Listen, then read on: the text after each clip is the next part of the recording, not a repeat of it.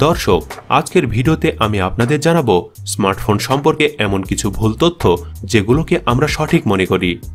Number 12, যত বেশি signal তত বেশি নেটওয়ার্ক।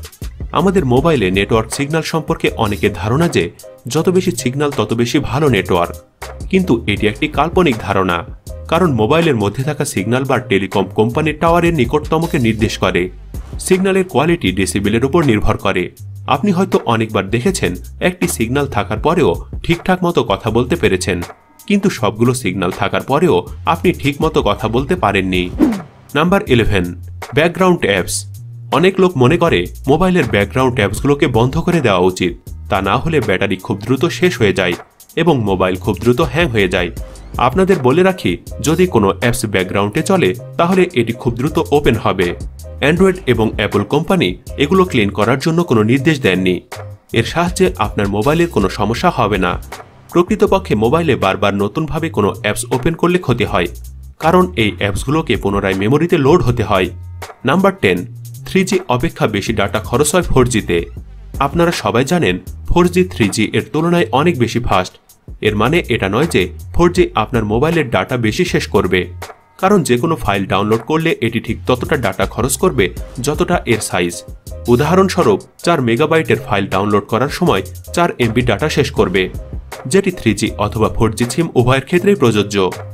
নাম্বার 9, স্মার্টফোন থেকে নির্গত হয় হানিকারক রেডিয়েশন। অনেকে আপনাকে এটা বলে থাকে যে আপনার মোবাইলের সাহায্যে বেশিক্ষণ কথা বলবেন না, পকেটে রাখবেন না, ইত্যাদি ইত্যাদি।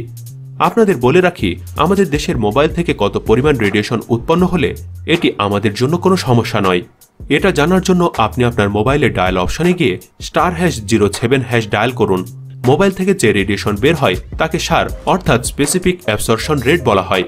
বাংলাদেশে SAR 2.0 ওয়াট পার কেজি পর্যন্ত হতে পারবে। যদি এতই বেশি হয় তাহলে এটি ব্যবহারকারীর জন্য হানিকারক। Number 8, auto brightness. কিছু লোক মনে করেন ব্রাইটনেসকে অটো মোডে রাখা ঠিক নয়, এর ফলে ব্যাটারি অনেক দ্রুত শেষ হয়ে যায়। ব্রাইটনেস অটো মোডে রাখলে ব্যাটারি দ্রুত শেষ হয়ে যায়, এটি একেবারে একটি ভুল ধারণা। নাম্বার 6, ইনকগনিটো মোডে ব্রাউজ করলে কেউ কিছু জানতে পারবে না। অনেকে এটা মনে করে যে ইনকগনিটো মোড অনেক সুরক্ষিত একটি মোড। এক্ষেত্রে সত্যি এটা যে এই উইন্ডোতে আপনি যে কোনো ধরনের সাইটে যান না কেন, ইন্টারনেট সার্ভিস প্রোভাইডার কর্তৃপক্ষের কাছে আপনার আইডেন্টিটি, লোকেশন এবং আপনার অ্যাক্টিভিটি লুকিয়ে রাখতে পারবেন না, কিন্তু ব্রাউজ করার সময় কোনো ধরনের হিস্ট্রি এখানে থাকবে না। নাম্বার 5, ক্র্যাশ থেকে বাঁচার জন্য স্ক্রিন গ্লাস প্রোটেক্টর জরুরি। এটি সত্যি যে গ্লাস প্রোটেক্টর মোবাইল পড়ে যাওয়ার সময় আপনার মোবাইলকে রক্ষা করবে। বর্তমানে মোবাইলে এক গ্লাস বানানোর সময় স্ক্রিন প্রোটেক্টর এবং গরিলা গ্লাসের ব্যবহার মোবাইলেই করা হয়। গরিলা গ্লাস এমনিতে গ্লাস হয় যেটি স্ক্র্যাচ এবং রেজিস্ট্যান্ট হয়ে থাকে, এজন্য কোনো গ্লাস প্রোটেক্টর দরকার নেই। নাম্বার 4, এয়ারপ্লেন মোডে রাখলে মোবাইলকে ট্রেস করা যায় না। মোবাইলের সিম বন্ধ করলে এবং এয়ারপ্লেন মোড অন করলে মোবাইল ট্রেস করা যায় না, এটি একদমই ভুল ধারণা। এয়ারপ্লেন মোড এক ধরনের ডু নট ডিস্টার্বের মতো কাজ করত, যার মাধ্যমে আপনার ফোন সাধারণ সকল অ্যাক্টিভিটি থেকে দূরে থাকবে, কিন্তু এমনটা নয় যে এটিকে ট্রেস করা যাবে না। এয়ারপ্লেন মোড অন করলে মোবাইলের সেলুলার সিস্টেম বন্ধ হয়ে যায়, কিন্তু ওএস সিস্টেম কখনোই বন্ধ হয় না। নাম্বার 3, পাওয়ার সেভিং অ্যাপসের মাধ্যমে ব্যাটারির চার্জ সংরক্ষণ করা। আপনি প্লে স্টোরে এমন অনেকগুলো অ্যাপস পাবেন যেগুলো আপনার ব্যাটারির স্থায়িত্বকাল বাড়িয়ে দেওয়ার দাবি করে।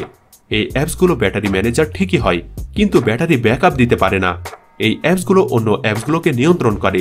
সেই অ্যাপসগুলোর মধ্যে কোনটি আপনার মোবাইলের সবচেয়ে বেশি চার্জ শেষ করছে সেই তথ্য দেয়। এর কাজ ব্যাটারি ব্যাকআপ বাড়ানো নয়। নাম্বার 2, পাওয়ারফুল প্রসেসিংয়ে মোবাইল হ্যাং হয় না। যদি আপনি চিন্তা করে থাকেন আপনার মোবাইলে অক্টা-কোর প্রসেসর আছে, তাহলে আপনার মোবাইল হ্যাং হবে না, তাহলে একদমই ভুল ভাবছেন। যদি 2GB র্যাম যুক্ত মোবাইলে অক্টা-কোর প্রসেসর থাকে তাহলে এটি ভালো কোয়ালিটির গেমস খেলতে গেলে হ্যাং করবে। নাম্বার 1, চুম্বকের কাছে রাখলে মোবাইলের ডাটা রিমুভ হয়ে যায়। মোবাইলের ডাটা SD কার্ডে স্টোর হয়। যদি আপনার মনে হয় চুম্বকের কাছে রাখলে আপনার মোবাইলের ডাটা রিমুভ হয়ে যাবে, তাহলে এটি একদমই ঠিক নয়। চুম্বক আশেপাশে থাকলে স্মার্টফোনের ওপর কোনো প্রভাব ফেলে না।